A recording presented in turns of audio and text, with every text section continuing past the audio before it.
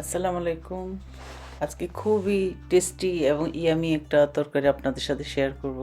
এটা হলো বড় বড় কই মাছকে আমি খাইসা দিয়ে রান্না করছি। এটা সিমের বিচি, আমরা খাইসা বলি। সিমের বিচি দিয়ে রান্না করছি একটু পাতলা ঝোল করে, তবে মাখা মাখা একদম ঝোল রাখি নাই। তবে খুবই টেস্টি একটা রেসিপি, আমার তো খুবই ফেভারিট। আশা করছি ভিডিওটা ভালো লাগবে। এখানে এই যে মাছ বাজার থেকে আমি 4টা বড় বড় কই মাছ নিয়ে আসছি। এগুলোকে ভালো করে ক্লিন করে আমি মানে কড়কড় করে একদম ভেজে ফেলছি। আর এই যে সিমের বিচির সাথে একটা আলুও দিয়ে দিছি। প্রথমে প্যানে আমি বসাই দিলাম একটা পেঁয়াজ, একটা না, এখানে আমি প্রায় 2টার মতো পেঁয়াজ দিছি, অনেকগুলো পেঁয়াজ দিছি। পেঁয়াজ যখন একটু সফট হয়ে আসবে, 1 চামচ আদার পেস্ট, 1 চামচ রসুনের পেস্ট দিয়ে দিলাম। তারপর দিয়ে দিচ্ছি 1 চামচ হলুদের গুঁড়া, তারপর 1 চামচ হলুদের গুঁড়া, মরিচের গুঁড়া 1 চামচ, ধনিয়ার গুঁড়া 1 চামচ, জিরের গুঁড়া আমি 1/2 চামচ দিয়ে দিছি।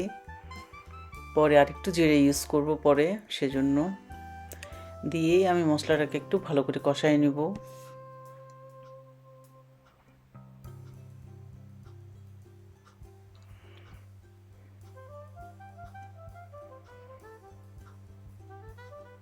আমি এখানে পানি ইউজ করব না, জাস্ট এমনি একটু কষানো হলেই আমি দিয়ে দিব এখানে সিমের বিচি এবং আলু যে কেটে রাখছি ওটা দিয়ে আমি ভালো করে মশলাটাকে কষাই নেব।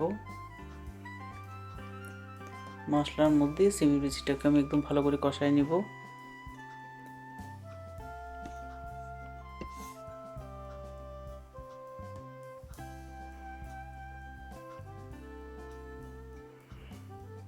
যখন কষানো হয়ে যাবে, তারপর এখন এখানে দিয়ে দিব আমি পানি। আর পানিটা একটু বেশি দিতে হবে, কারণ সিমের বিচিটা এখানে সিদ্ধ হতে হবে।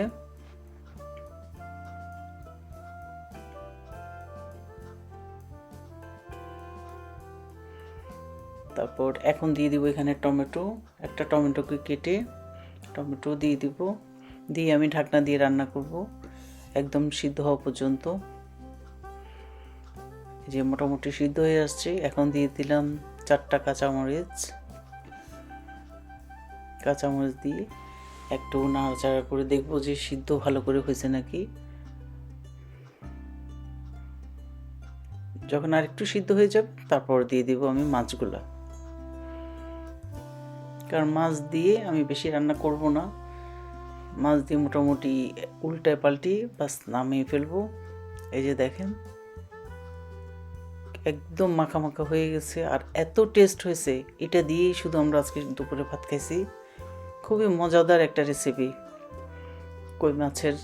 অবশ্য কই মাছ এমনিতেই মজার মাছ। কই মাছের ভাজি যেভাবেই কই মাছ করেন, ওটা আলাদা একটা মজা লাগে। আর আমার তো খুবই ফেভারিট কই মাছ।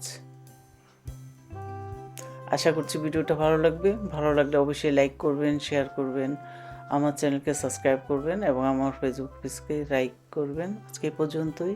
আল্লাহ হাফিজ।